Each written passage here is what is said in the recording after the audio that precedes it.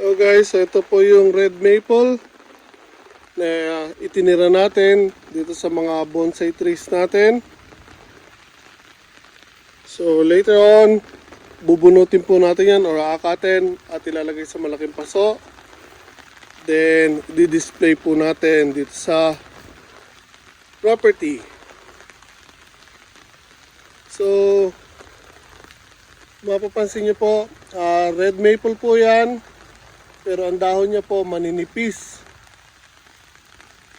Ano, iba po yung dahon niya sa red maple ko, sa bahay na makapalang mga dahon niya.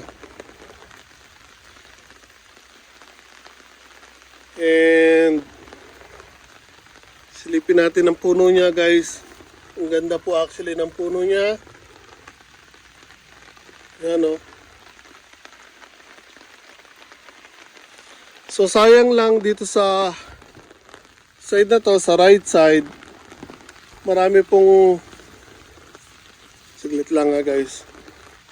Ayan yung natuyo na branches kasi before, kung matatandaan nyo, sa side na to maraming puno na pinutol natin. So nalililiman po ang side na to, kaya yung mga branches niya dito namatay. Hindi po kasi masyado naarawan, unlike sa side na to, doon sumisikat yung araw. Ito po nakakatanggap ng full sunshine, kaya maganda po yung mga dahon dito at branches. Pero in time, dahil wala na yung mga puno dito at pag napunot na natin yan, unti-unti pong babalik yung ganda niya dito sa kabilang side niya, guys. Ang ganda po niya pag ilagay na natin sa paso. Meron na rin po akong lalagyan na malaki. Galing po doon sa isang kaibigan nating Hapon. Yan o, kung dito nyo titingnan guys, ang ganda o. Hindi masyado kita yung puno niya dahil nakababa na yung mga dahon niya at branches. Pero once na mailagay natin yan sa paso guys, lalabas po yung ganda niyan. Kasi may elevate po siya, makikita po natin yung trunk. At yung pinaka size ng puno niya, lalabas po ang kagandahan niyan once na ma-iripat na po natin.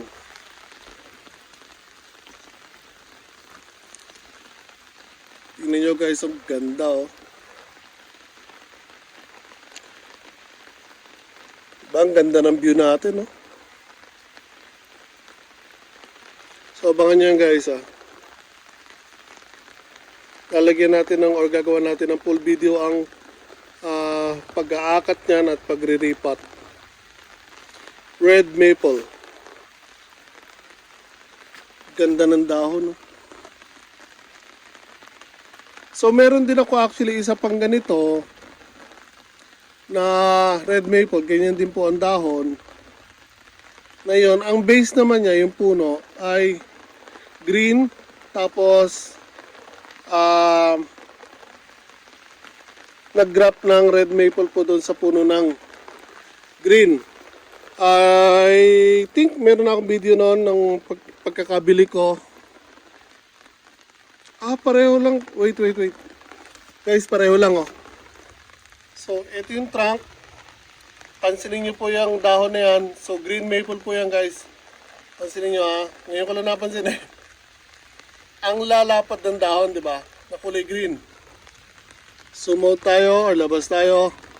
Ito po yung red maple. So katulad po ito ng maple tree ko sa bahay na grafted sa green maple. Ayan, parehong-pareho. So yung base niya ay green maple at nag-graft lang po ng red maple. Dito. So ito yung green maple niya. Yung puno ng green maple, ito po yung grafted na pula. Hindi ko agad napansin yan. So, ngayon ko lang po kasi siya nilapitan, kaya ngayon ko lang napansin na mayroon pong green maple na dahon sa baba. So, grafted lang pala ito katulad ng puno ko ng maple tree sa bahay.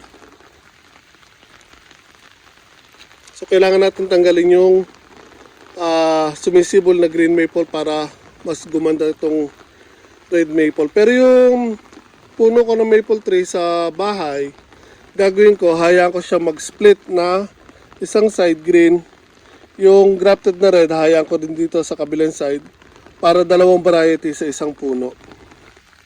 So far maliit pa lang po yun kasi kabibili ko lang noon last year. Kaya medyo matagal pa yon. Nasa maliit na lalagyan pa lang siya pero once na mailagay ko siya sa malaking lalagyan, bigla pong gaganda yon. Abangan nyo rin yung guys. So maghapon pong ulan ngayon. Kaya again, sensya na yung narinig nyo. And I'm not sure kung kita sa camera pero yun po umuulan. Pero again ganda po ng view na yan guys. Red maple, tapos sa background yung bundok. And sa kalagitnaan niya, yung garden natin. So pasensya na doon sa drum, sunugan po natin ng basura. Later on, mawawala yan once na maubos na natin yung kailangan natin sunugin na basura dito. So again guys, ayan po. So sana po nagustuhan niyo po ang simpleng binahagi natin. Kung magagawa niyo naman po, pakilike naman po ang video na to. Share sa mga kaibigan niyo and subscribe po sa channel ko. Ingat po tayo lahat palagi.